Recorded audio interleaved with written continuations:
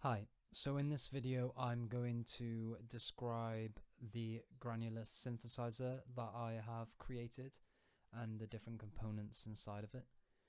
So there are instructions down here on the bottom right. Let's go turn the sound on, and then first things first is we'll go and turn the granular synth on. We can choose a sample.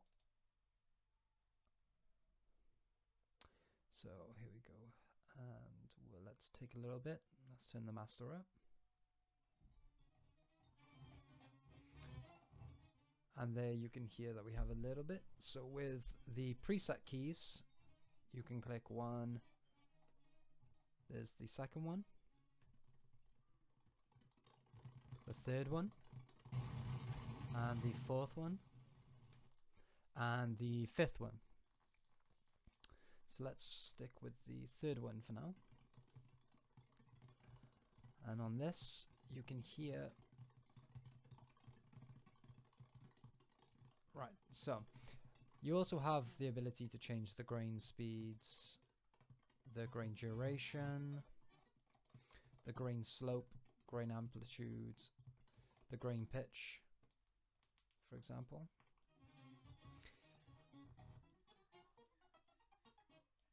And we're going to change that so it's really low.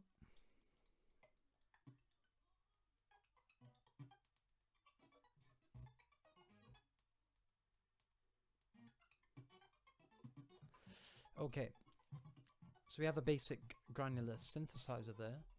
I have some sends that I can send this to. So let's first take it to the delay. And over here we have a stereo feedback delay. So as I turn the master of this up,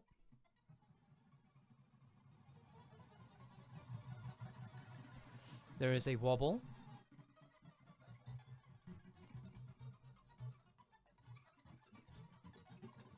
And a panning speed between left and right.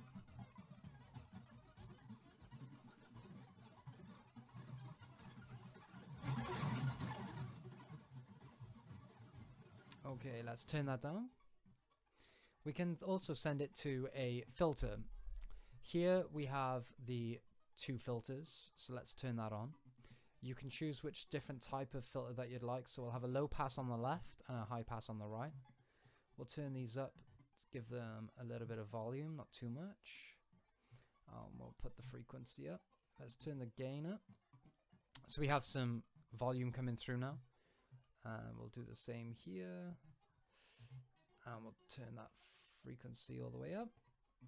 And what the filter bypass is doing is it's actually sending the first filter output to a panning system, which is sending the signal around an 8-channel speaker system, and it's actually sending it to 4 speakers, and the second filter is sending it to the second set of 4 speakers, which is one of the when you take into consideration the project proposal, where I wanted higher tier and lower tier speakers, it allows me to then direct 2 different sounds to do 2 different sets of speakers and manipulate them or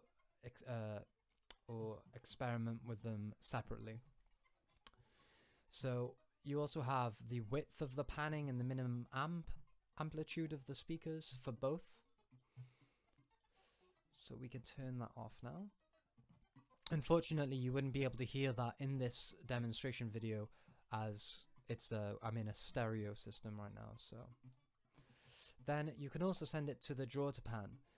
The draw to pan is a separate piece of a second project proposal that I'm submitting separately, which has been put into this synthesizer, and it's basically a way for someone to draw a shape and then have it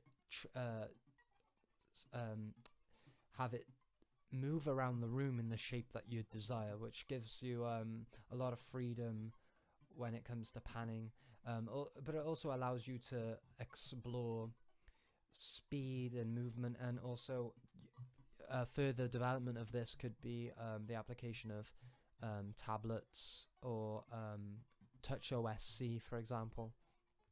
So the way that we work this is we turn it on, and here we have our drawing pad. So for now, let's just basically do a very slow circle. I found that the slower that you draw your XY positions, the better the experience is.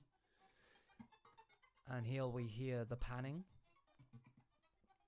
which is slowly going around. The great thing about this is that it also matches the speed at which you draw. So although you lose accuracy when you draw quicker, you're also able to capture the speed at which you're drawing, and if you wanted the sound to move very quickly, then you could.